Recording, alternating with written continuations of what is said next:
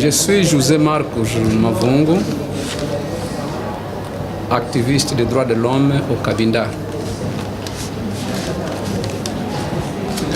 Je suis engagé dans cette lutte depuis 2003, dans un contexte de fortes violations. On avait déjà signé l'accord entre l'UNITA et le gouvernement angolais. Et le gouvernement angolais avait concentré ses troupes au niveau du Cabinda. Face aux atrocités qu'on a constatées, assassinats, prison arbitraire envers les populations, détention illégale, expoliation systématique des richesses du Cabinda, le manque de transparence dans la gestion des ressources du Cabinda. Bref, en constatant que les droits qui liaient les Cabindais à leur territoire étaient simplement niés, bafoués, on a pensé à constituer l'association Palabanda de défense des droits de l'homme et de l'identité cabindaise. Palabanda, c'est un arbitre du Cabinda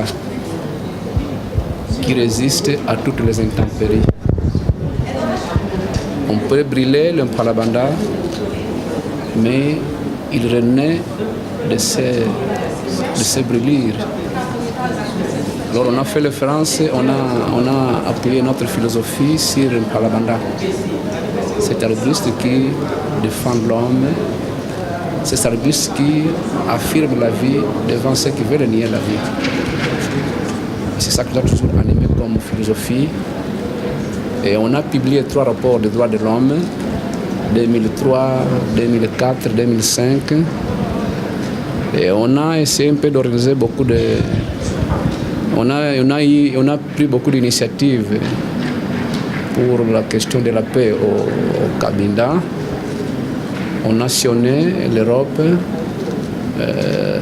l'Afrique au niveau de l'OIA, au niveau de l'UMPU, pour essayer un peu d'alerter la communauté internationale sur le besoin de se compénétrer de l'importance des difficultés qu'on vit au Cabinda et même de la question d'une résolution de la question cabindaise fondée sur la justice et la dignité humaine. Suite à toutes ces initiatives, le gouvernement angolais avait pris la décision de bannir l'association. Pourquoi est-ce qu'un activiste des droits de l'homme, en général, comme vous le dites, peut se retrouver en prison? Oui, je me suis retrouvé en prison parce que j'ai dit la vérité. Ce qui nous fait plus souffrir, ce n'est pas tellement que l'Angola nous exploite, mais c'est que l'Angola nie ce que nous avons droit. 41 ans de gouvernance, tous les projets que le gouvernement portugais avait laissés ont été simplement mis de côté. Dans la perspective d'un changement de régime dans votre pays, en, je pense 2019, est-ce que vous pensez que ça va se résoudre mieux pour le Cabinda? Bon, le comportement humain est imprévisible. Je ne sais pas ce qui va se passer. Pour l'heure, le président Eduardo dos Santos a lancé l'idée de se retirer du pouvoir. Ce n'est pas la première fois qu'il le fait. Est-ce que vous pensez que si lui se retire, ça va être mieux pour le Cabinda? Ça peut être pire. Parce que Jean-Laurent qu'on a suggéré comme remplaçant, c'est un militaire. Il a l'esprit militariste. Il a participé dans le pillage de l'Angola, dans le pillage du Cabinda. D'ailleurs, il avait même dit que accorder un port d'eau profonde au Cabinda, c'est donner l'indépendance. Alors quelqu'un qui dit ça publiquement, qu'est-ce qu'on peut attendre de lui? Et donc on s'attend que la lutte du peuple cabindais soit une lutte un peu plus longue que prévu.